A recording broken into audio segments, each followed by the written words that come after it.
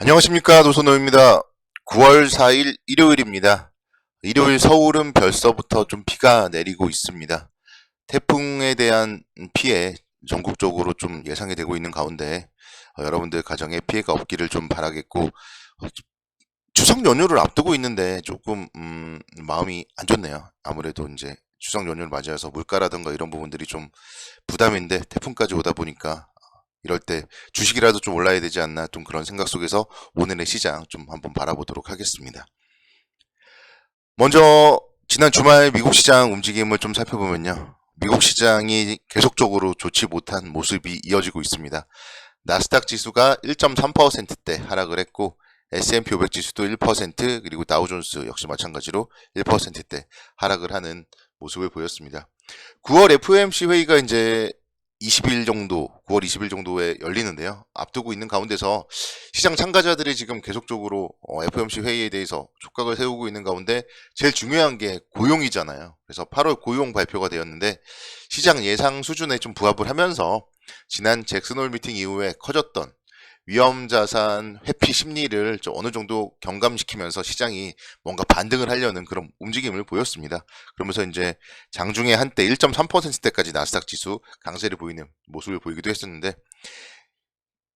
갑자기 또 7월 공장 주문이 부진하고 또 러시아 쪽에 노드스트림 지역의 셧다운 연장 소식이 들리면서 상승폭을 반납하고 하락 전환을 한 채 계속적으로 좀 약세 유지한 채 마감을 하는 모습을 보였습니다. 그러면서 한 주일 동안의 미국 증시는 뭐 상당히 계속 좋지 못한 모습을 보였고요. 특히 나스닥 지수 같은 경우는 8월 26일 금요일부터 6거래일 연속으로 하락을 하면서 2019년도 8월 이후에 3년 만에 최장 하락 기록을 세웠어요. 그래서 사실 주식시장은 이전에도 언급드렸듯이 5일 정도 하락을 하면 반등을 하기 마련이고 또 5일 정도 상승을 하면 하락을 하기 마련인데 이번에는 좀 나스닥 시장이 6거래일 연속 하락을 하는 모습 보였다. 이렇게 말씀드릴 수 있겠고 역으로 생각해 보면은 이제는 좀 반등할 타이밍이다. 이렇게도 볼 수 있겠고 또 계속적으로 하락 추세이기 때문에 하락을 한다. 이렇게도 볼 수 있을 것 같아요. 그래서 이번 주에도 좀 상당히 좀 주의 깊게 좀 살펴봐야 될 것 같은데 미국 시장 같은 경우는 9월 5일 날이 휴장을 합니다. 그래서 상당히 좀 시장은 아무래도 이제 또 관망 심리가 좀 있을 것이다 이렇게 볼 수 있을 것이고 9월 5일은 노동절로 인해서 휴장을 해요. 그리고 우리나라 시장은 또 목요일까지만 열리면 금요일 날이 이제 추석 연휴로 휴장이죠. 그리고 목요일 날 같은 경우에도 아무래도 좀 이동이라던가 이런 부분들로 인해서 관망 심리가 짙을 것으로 보입니다. 그렇기 때문에 전반적으로 좀 이번 주 시장은 좀 조용하게 흘러갈 가능성이 높다.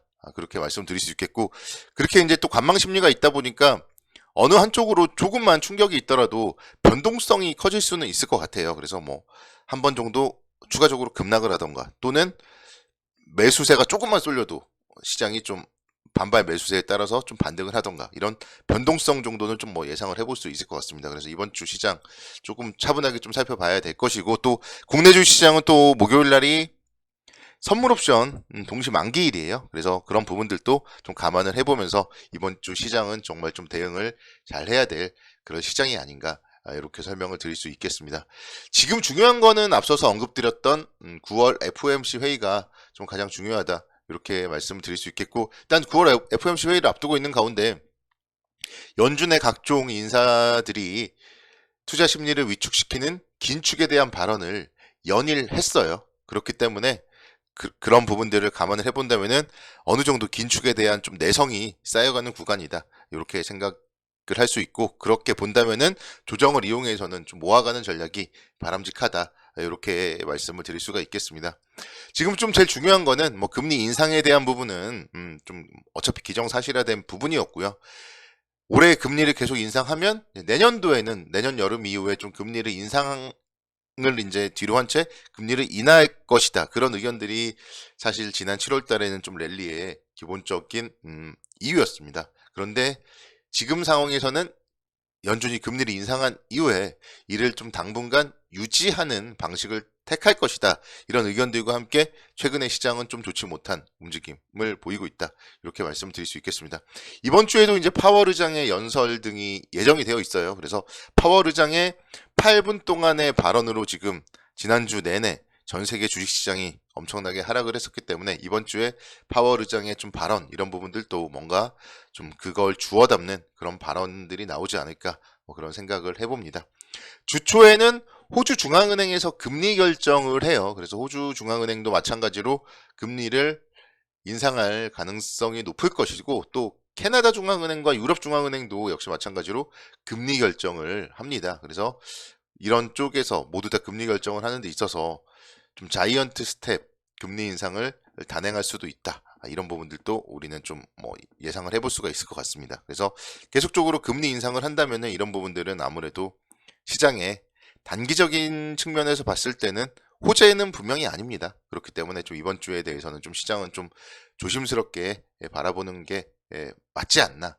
저는 좀 그런 생각을 해봅니다. 그래서 이번 주는 그냥 좀 어차피 여러분들이 좀 살 거는 이미 다 샀을 거라고 생각을 해요. 그렇게 본다면은 이번 주에 좀 잘 견디는 그런 한 주가 돼야 될 것 같아요. 우리 생활에서도 그리고 주식에서도 좀 잘 견뎌야 될 것 같아요. 계속 비가 내리고 뭐 태풍 때문에 이제 남부지방 같은 경우는 피해도 좀 우려가 되고 하는데 그런 가운데서 또 우리는 뭐 피해 복구라던가 이런 부분들에 집중을 해야 되고 역시 뭐 어차피 또 추석을 맞이해야 되니까 또 그런 바쁜 일상을 보내면서 그냥 주식은 좀 흘러가는 대로 좀 놔둬야 될 그런 한 주가 아닌가 그런 생각을 해봤습니다.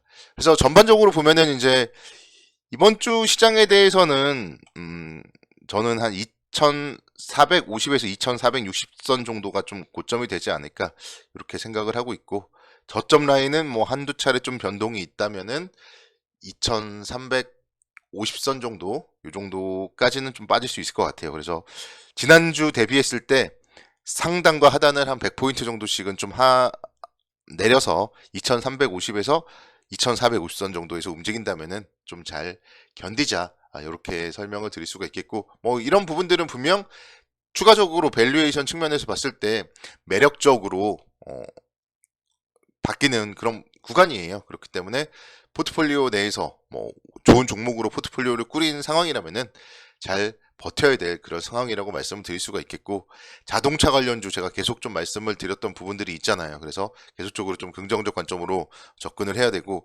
또 아무래도 이제 뭐 물가 상승이 가장 좀 걱정이 되는데 그런 물가 상승 시기에는 음식료 업종 계속적으로 좀 관심 있게 지켜봐야 된다.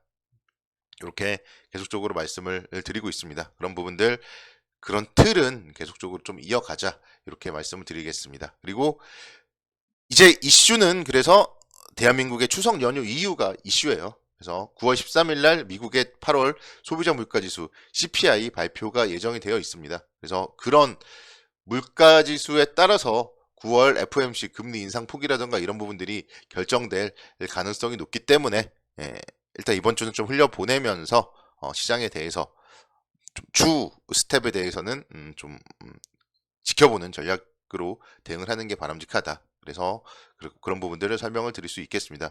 미국의 물가지수 발표 그리고 뭐 FOMC 회의 이런 부분들에 대해서 계속적으로 좀 체크를 해봐야 될 것이에요. 그래서 이번 주에 대해서 뭐 경제지표 발표 일정들은 제가 좀 뭐 많이 작성을 해놓긴 했는데 이번 주에는 사실 이런 부분들보다는 오히려 미국의 노동절 휴장 그리고 국내의 추석 연휴 이런 부분들을 생각하면서 좀 관망해보자 이런 전략으로 말씀을 드릴 수가 있겠습니다. 그러면서 사실 뭐 계속적으로 좀 봐야 될 변수들이 많아요.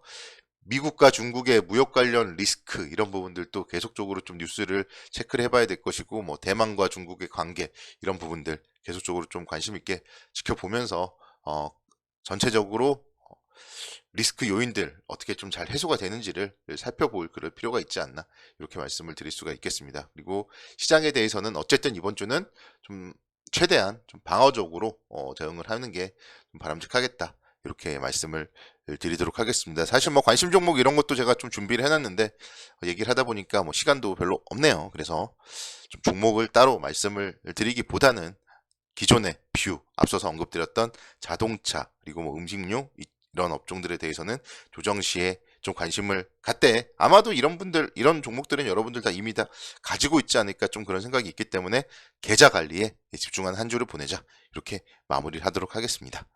내일 또 여러분들 모두 성공 투자를 기원하겠습니다. 감사합니다.